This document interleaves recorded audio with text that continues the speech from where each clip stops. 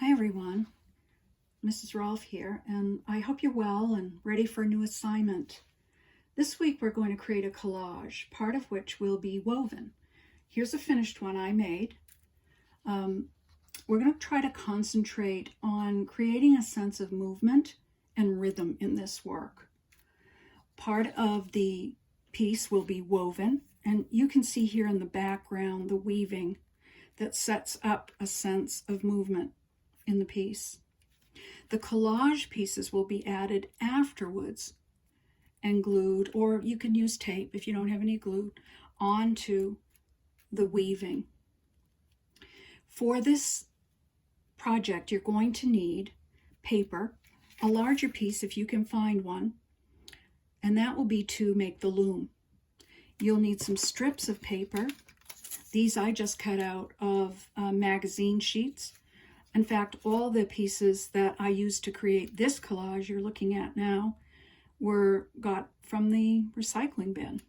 So any kind of paper will work for this. You'll need, well, a ruler would be nice if you have one. If you don't, a wooden stick or anything like maybe a paintbrush, anything that's sturdy. Scissors and glue or tape. So now that we've seen this finished one, let's look at how to make one of these.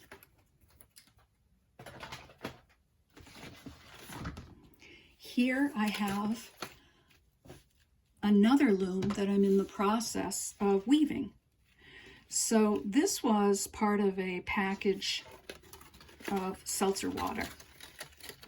And I unglued it, cut off the edges, and cut slits, which is what you'll need to do to make your loom. Cut the slits within 1 inch or 1.5 inches of the top so that the piece stays sturdy and you can weave on it. Cut your strips so that you can see the colors and maybe have some contrast with the colors that are in the loom itself.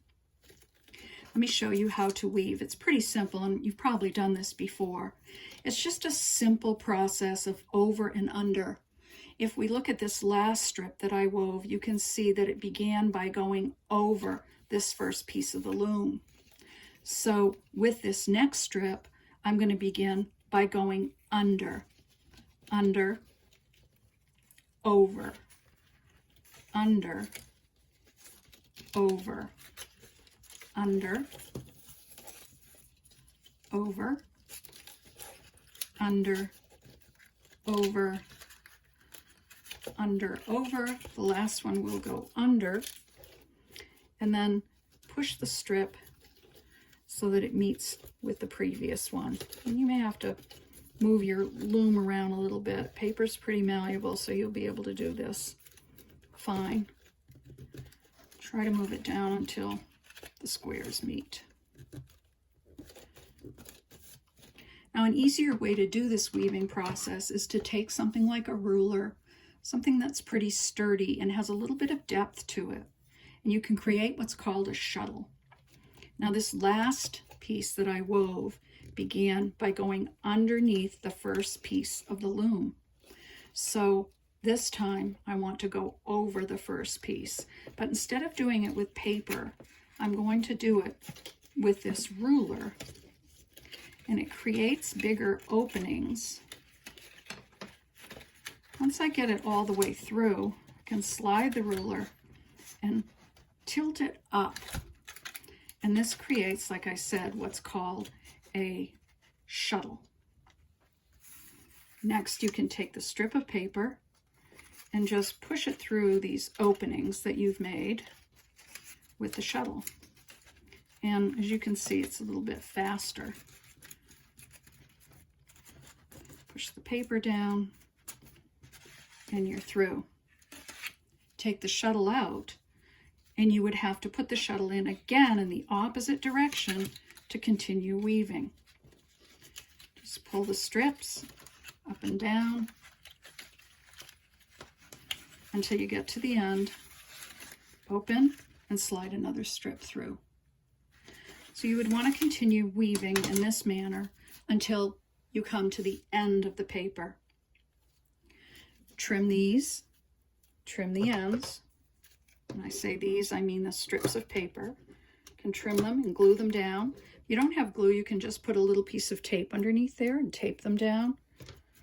Or if they stay in place like these are, you might not even need glue.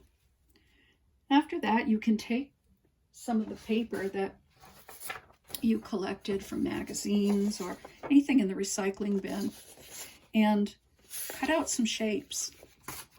Place them on top of the weaving so that you're setting up a kind of a rhythm for the eye to travel through, sort of like a rhythmic path, you might say, through the piece.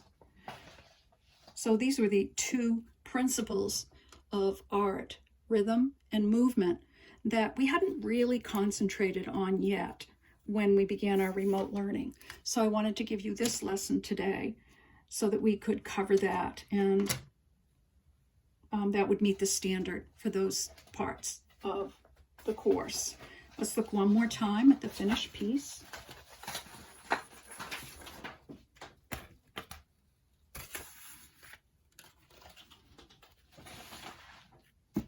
This piece is actually kind of long. Let's see, it's 12 plus 5, so it's 17 inches long and 8 inches wide. Try to make your woven collage, at least the size of a piece of construction paper, say 8.5 by 11 or 9 by 12 if you can. All right, so that's the assignment for this week, and I hope you enjoy it.